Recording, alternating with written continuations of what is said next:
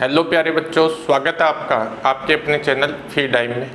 पिछली वीडियो में बेटे अपने गाउस का नियम किया था बेटा। गाउस का नियम मोस्ट इम्पोर्टेंट है बेटे। किससे संबंधित? विद्युत फलक से संबंधित। गाउस के नियम का अपने क्या था, गाउस का नियम वो पढ़ा और उसकी व्युत्पत्ति क्या है वो पढ़ा था बेटे।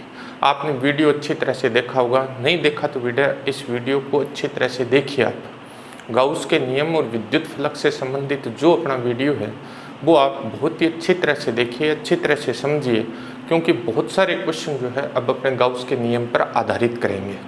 वीडियो को बच्चे ज़्यादा से ज़्यादा आप शेयर कीजिए ताकि ज़्यादा से ज़्यादा बच्चों को इसका बेनिफिट हो बेटे। और अगर आपको चैनल अच्छा लग रहा है बेटे, आपको ये चीज़ें समझ में आ रही है तो चैनल को सब्सक्राइब ज़रूर कीजिए, इसका बेल आइकन दबाइए बेटे, ताकि जैसे ही मैं नया वीडियो अपलोड करूं आपके पास क्या आ जाए, नोटिफिकेशन आ जाए और आपको इसका इंतज़ार नहीं करना पड़े और आप तुरंत उस वीडियो को देख के अच्छी तरह से उसकी स्टडी कर पाएँ। आज अपने पास बड़ा इम्पोर्टेंट टॉपिक है बेटा, क्योंकि अब आगे वाले जो भी गाउस के नियम पर आधारित जो भी टॉपिक करेंगे मोस्ट इम्पोर्टेंट टॉपिक है बेटा। अपने क्या करेंगे, गाउस के नियम के अनुप्रयोग करेंगे, एप्लीकेशंस ऑफ गॉस लॉ करेंगे अपने। यानी गॉस लॉ की एप्लीकेशन क्या है बेटा, क्यों पढ़ा अपने गाउस का नियम, क्या ज़रूरत थी अपने को गाउस का नियम पढ़ने की, वो अब अपने इसको एप्लीकेबल करके देखेंगे किस तरह से ये अप्लाई होता है और अपने जो मुश्किल स्थितियां हैं उनको कैसे ये आसान बना देता है, इसके बारे में अपने डिटेल से पढ़ेंगे बेटा। इसमें सबसे पहला जो क्वेश्चन आता है बेटा, और ये बोर्ड में बहुत बार क्वेश्चन आया हुआ बेटे, क्या है क्वेश्चन अपने पास है कि गाउस के नियम की सहायता से, गाउस के नियम की सहायता से, नियम की सहायता से समरूप आवेशित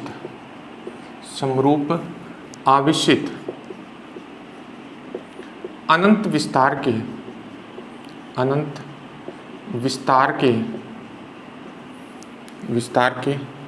तार के कारण विद्युत क्षेत्र की तीव्रता का व्यंजक प्राप्त कीजिए, तीव्रता का व्यंजक प्राप्त कीजिए। इस तरह से क्वेश्चन आता है। क्वेश्चन मैंने शॉर्ट क्वेश्चन लिखा है बेटा, पूरा जब 4 नंबर का ये क्वेश्चन है, ये 2 नंबर का भी आता है बेटा, 4 नंबर का भी आता है। जब ये 4 नंबर का आता है तो इसके साथ जुड़ के आता है गाउस का नियम लिखिए, गाउस के नियम की सहायता से समरूप आवेशित अनंत विस्तार के तार के कारण विद्युत क्षेत्र की तीव्रता का व्यंजक प्राप्त कीजिए। देखिए बेटा बिल्कुल आसान सा है, बिल्कुल अच्छी तरह से आपके समझ आएगा, बस आप ध्यान से इसको देखिए। अपने पास क्या है, एक अनंत लंबाई का आवेशित तार है बेटा। अपने उसका एक भाग ले लेते हैं। अपने पास क्या है, अनंत लंबाई का एक तार है, अपने उस तार का एक भाग ले लेंगे।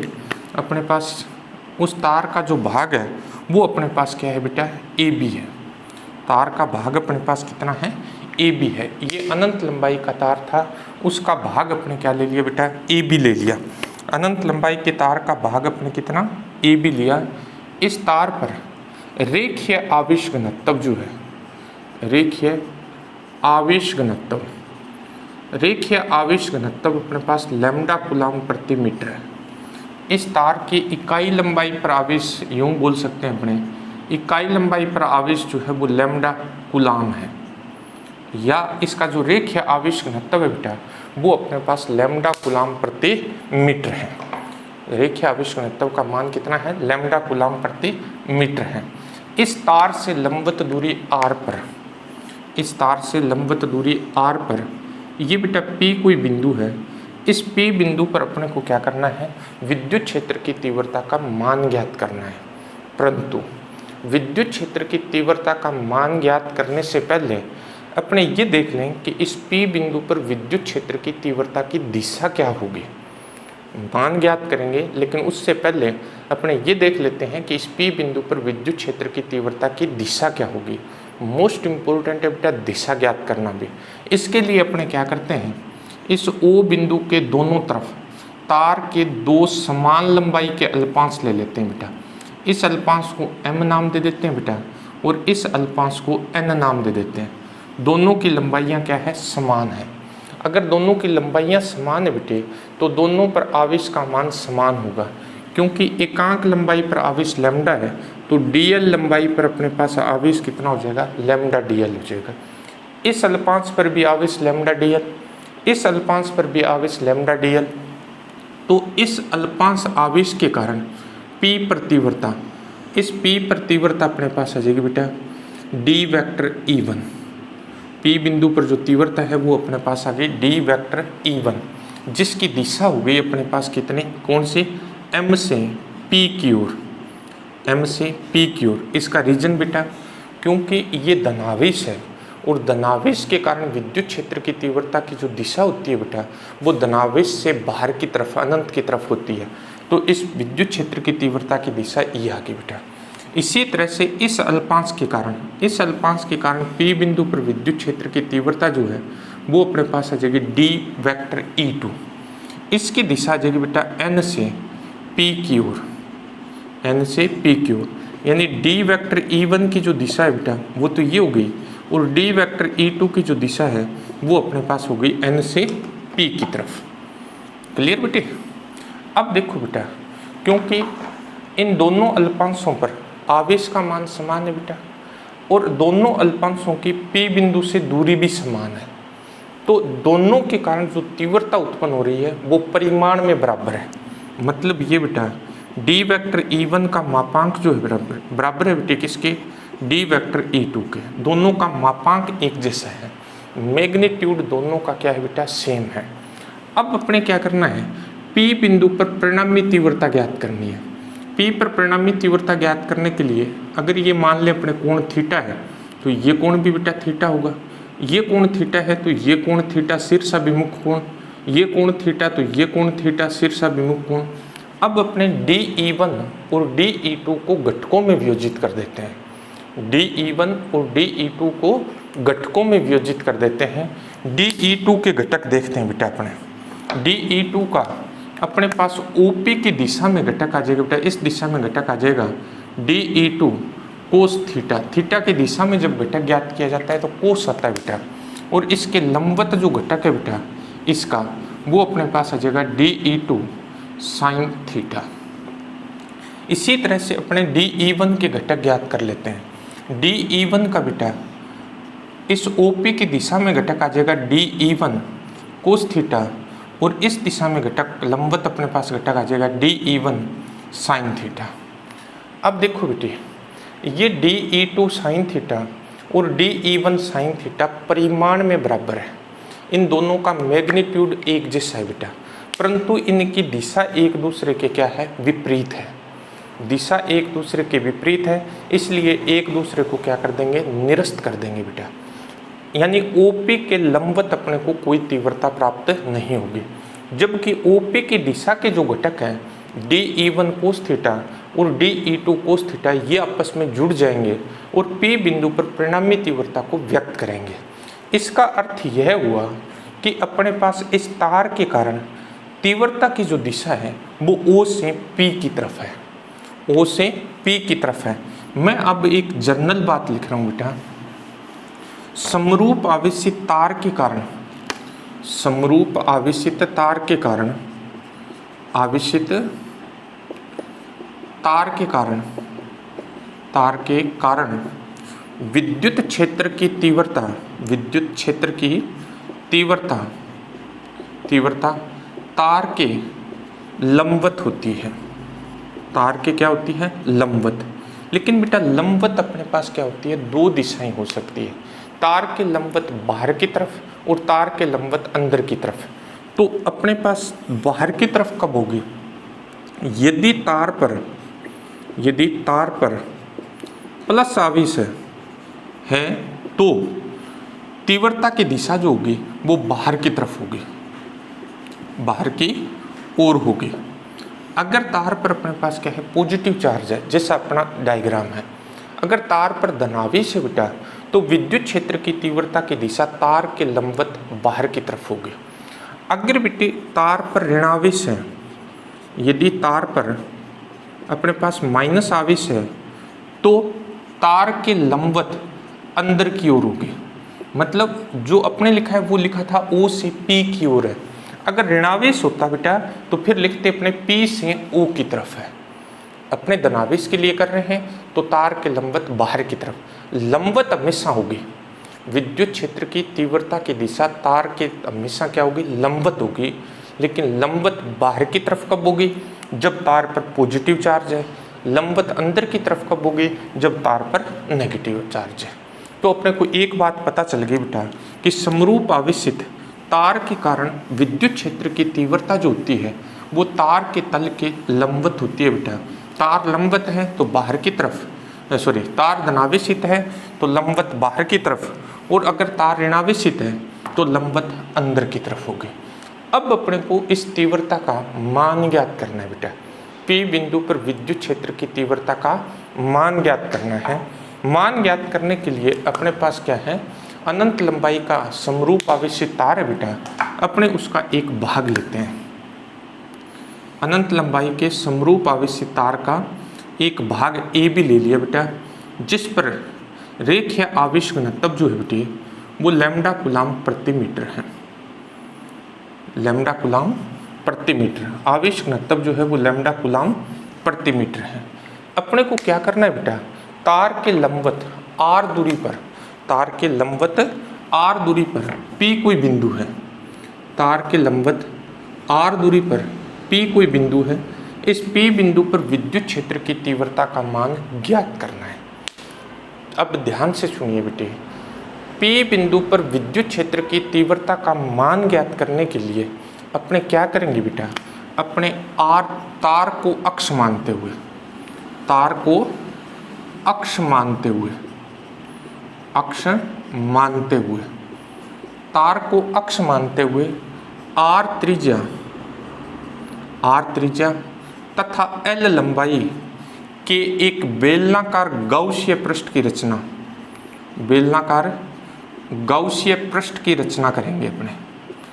अपने क्या करेंगे बेटे, P बिंदु पर विद्युत क्षेत्र की तीव्रता का मान ज्ञात करने के लिए तार को अक्ष मानते हुए अपने क्या करना है, तार को अक्ष मानते हुए R त्रिज्या और L लंबाई के बेलनाकार गाउसीय पृष्ठ की रचना इस प्रकार करेंगे कि बिंदु P बेलन के वक्र पृष्ठ पर स्थित हो। तो अपने क्या करते हैं बेटा, अपने R त्रिज्या और L लंबाई का एक बेलनाकार गाउसीय पृष्ठ बना देते हैं बेटा। R त्रिज्या और L लंबाई का एक बेलनाकार गाउसीय पृष्ठ बना दिया। ये अपने पास क्या है बेटे, गाउसीय पृष्ठ है। कल बताया था आपको परिभाषा इसकी बेटे, गाउसीय पृष्ठ। ये अपने पास क्या हो गया, गाउसीय पृष्ठ हो गया। गाउसीय पृष्ठ ऐसा पृष्ठ होता है बेटा जिसके पृष्ठ के प्रत्येक बिंदु पर विद्युत क्षेत्र की तीव्रता का परिमाण क्या होता है, समान होता है। अब देखो बेटा, ये जो बेलन है इसकी लंबाई अपने पास L है बेटा। बेलन जो है बेटे, बेलन के 3 भाग होते हैं बेटा। बेलन जो होता है, जैसे ये बेलन है, इसका ऊपर का वर्ताकार पृष्ठ, इसके नीचे का वर्ताकार पृष्ठ, और एक होता है वक्र पृष्ठ। ये बीच वाला भाग जो है क्या कहलाता है, वक्र पृष्ठ कहलाता है। कर्व्ड सरफेस होती है ये। तो अपने पास एक तो वर्ताकार पृष्ठ S1 हो गया बेटा, एक वर्ताकार पृष्ठ S2 हो गया, और तीसरा अपने पास वक्र पृष्ठ क्या हो गया, S3 हो गया। अपने पास 3 पृष्ठ हो गए। अब इन पृष्ठों पर अपने क्या करते हैं, अल्पांश क्षेत्रफल लेते हैं बेटा। इन पृष्ठों पर क्या करते हैं, अल्पांश क्षेत्रफल ले लें। अल्पांश क्षेत्रफल यहाँ लें बेटा, इस पे, तो इसके क्षेत्रफल सदिश की दिशा जो है वो तल के लंबवत बाहर की तरफ होगी। नीचे वाले पर जब अल्पांश लेंगे तो क्षेत्रफल की दिशा इसके तल के लंबवत बाहर की तरफ। इस बिंदु पर विद्युत क्षेत्र की तीव्रता तार के लंबवत बाहर की तरफ होगी। इसी तरह से बेटा यहाँ एक अल्पांश क्षेत्रफल लें तो इस क्षेत्रफल सदिश की दिशा तार के पृष्ठ के तल के लंबवत ऊपर की तरफ, और विद्युत क्षेत्र की तीव्रता की दिशा जो होगी तार के लंबवत बाहर की तरफ। अगर बेटा अपने वक्र पृष्ठ के बिंदु P पर एक अल्पांश क्षेत्रफल लें तो यहाँ विद्युत क्षेत्र की तीव्रता की दिशा और क्षेत्रफल सदिश की दिशा क्या होगी, एक ही दिशा में होगी, समान होगी। तो ये अपने पास क्या हो गया, 3 भाग हो गए। तीनों भागों पर अपने अल्पांश क्षेत्रफल ले लिया बेटा, और इन अल्पांश क्षेत्रफलों और विद्युत क्षेत्र की तीव्रता की दिशा को दिखा दिया हुआ। अब अपने को क्या करना है, अब अपने बेटा फ्लक्स की अपने पास परिभाषा थी, परिभाषा के अनुसार फ्लक्स कितना होता है वो अप्लाई करेंगे। देखिए अपने सभी जो क्वेश्चन करेंगे गाउस के नियम से, उन सब में एक ही तरीका अपनाएंगे। पहले अपने फ्लक्स ज्ञात करेंगे बेटा परिभाषा के अनुसार, फिर अपने फ्लक्स ज्ञात करेंगे बेटे गाउस के नियम के अनुसार, फिर दोनों फ्लक्स को अपने बराबर रख देंगे और बराबर रखने के बाद अपने तीव्रता का मान ज्ञात कर लेंगे। यानी सभी क्वेश्चन में ये तरीका रहेगा। अब ये ज्ञात करने के तरीके अलग अलग हो जाएंगे, लेकिन अपना मेथड एक जैसा रहेगा। अपने पास क्या है, फ्लक्स की परिभाषा के अनुसार, फ्लक्स की परिभाषा के अनुसार, परिभाषा के अनुसार बंद पृष्ठ से निर्गत फ्लक्स, बंद पृष्ठ से निर्गत फ्लक्स, निर्गत फ्लक्स, बंद पृष्ठ से निर्गत फ्लक्स अपने पास होता है बेटा phi E is equal to समाकलन बंद पृष्ठ के लिए vector E dot vector D S. ये इस पूरे बंद पृष्ठ के लिए हो गया बेटा, ठीक है। लेकिन ये बंद पृष्ठ जो है वो 3 पृष्ठों से मिलकर बना हुआ है। ये बंद पृष्ठ 3 पृष्ठों से मिलकर बना है, तो इस समाकलन को अपने 3 भागों में विभाजित कर देंगे। यानी इस तरह से समाकलन S1 के लिए vector E dot vector D S plus समाकलन S2 के लिए vector E dot vector D S plus समाकलन S3 के लिए vector E dot vector D S. यानी अपने इसको 3 भागों में विभाजित कर लिया, क्योंकि अपने पास इसके 3 पृष्ठ हैं। अब देखो बेटा, अपने को डॉट प्रोडक्ट करना है किसका, E और ds का। तो फर्स्ट जो पृष्ठ है अपने पास S1, उसके लिए E ds कोस, कोस कौन सा कोण आएगा बेटा, E और ds में जो कोण बन रहा है S1 के लिए वो कोण आएगा। तो S1 के लिए E और ds जो है वो एक दूसरे के क्या है, लंबवत है, तो कोस 90 आ जाएगा बेटा। प्लस समाकलन S2 के लिए ये अपने पास E ds कोस, E और ds के बीच में जो कोण है S2 के लिए, S2 के लिए E और ds एक दूसरे के लंबवत है, ये 90 आ गया बेटा। प्लस S3 के लिए, S3 के लिए अपने पास आ जाएगा E ds कोस। अब E और ds के बीच का जो कोण है वो कोण आ जाएगा, E और ds की दिशा समान है, तो कोण अपने पास क्या आ गया, 0 आ गया। कोस 90 का मान 0 होता है बेटा, तो ये दोनों पद क्या हो जाएंगे, 0। कोस 0 का मान 1 होता है, तो अपने पास फाई ई जो है बेटा वो आ गया 0 प्लस 0 प्लस अपने पास आ जाएगा समाकलन S3 के लिए ये अपने पास आ जाएगा E ds। देखिए बेटा, इस बेलन के वक्र पृष्ठ का प्रत्येक बिंदु तार से समान दूरी r पर है, इसलिए इसके वक्र पृष्ठ के प्रत्येक बिंदु पर विद्युत क्षेत्र की तीव्रता का जो मान है बेटा वो समान रहेगा।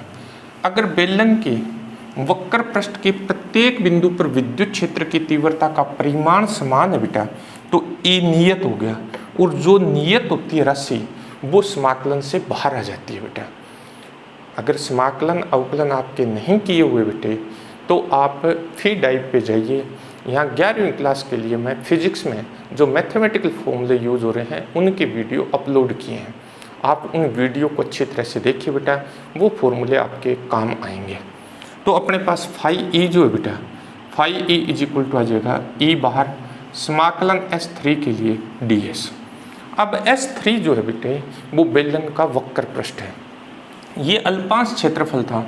अब अपने को पूरे वक्र पृष्ठ का क्षेत्रफल चाहिए, तो बेलन के वक्र पृष्ठ का क्षेत्रफल, बेलन के वक्र पृष्ठ का क्षेत्रफल, पृष्ठ का क्षेत्रफल, बेलन के वक्र पृष्ठ का क्षेत्रफल होता है बेटा 2 पाई आर एच। एच होती है इसकी हाइट, अपने यहाँ इसको L से रिप्रेजेंट किया है, तो अपने L लिख लेंगे बेटा।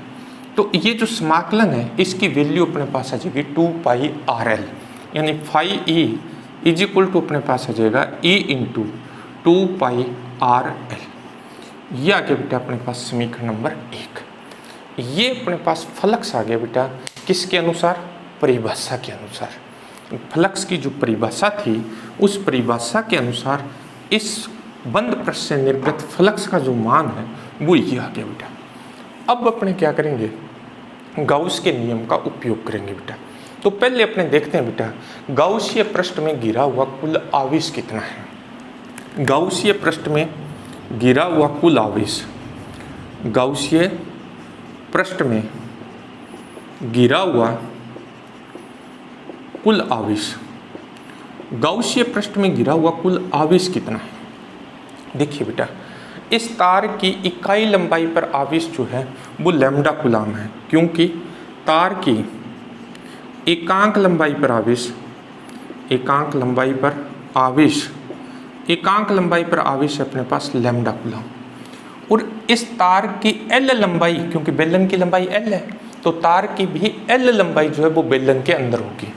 तो तार की एल लंबाई पर आवेश, एल लंबाई पर आवेश हो जाएगा लैम्डा इंटू एल, और इसको अपने क्यू से लिख देते हैं बेटा। तो गाउसीय पृष्ठ में घिरा हुआ कुल आवेश क्यू इज इक्वल टू अपने पास आ गया बेटा लैम्डा एल। अब अपने गाउस का नियम लगा दें बेटा। गाउस का नियम ये कहता है बेटा, किसी बंद पृष्ठ से निर्गत जो फ्लक्स होता है बेटा, वो बंद पृष्ठ में घिरे हुए आवेशों के बीजगणितीय योग और एप्सिलॉन 0 के अनुपात के बराबर होता है, या यूं कहें घिरे हुए आवेशों के बीजगणितीय योग तथा 1 एप्सिलॉन 0 के गुणा के बराबर होता है। तो ये अपने पास फ्लक्स आ गया किसके अनुसार, गाउस के नियम के अनुसार।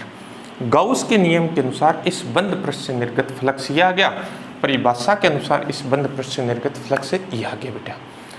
अब भी अपने पास क्या है, ये भी बंद पृष्ठ से निर्गत फ्लक्स, ये भी बंद पृष्ठ से निर्गत फ्लक्स, तो दोनों फ्लक्स आपस में क्या होंगे, बराबर होंगे।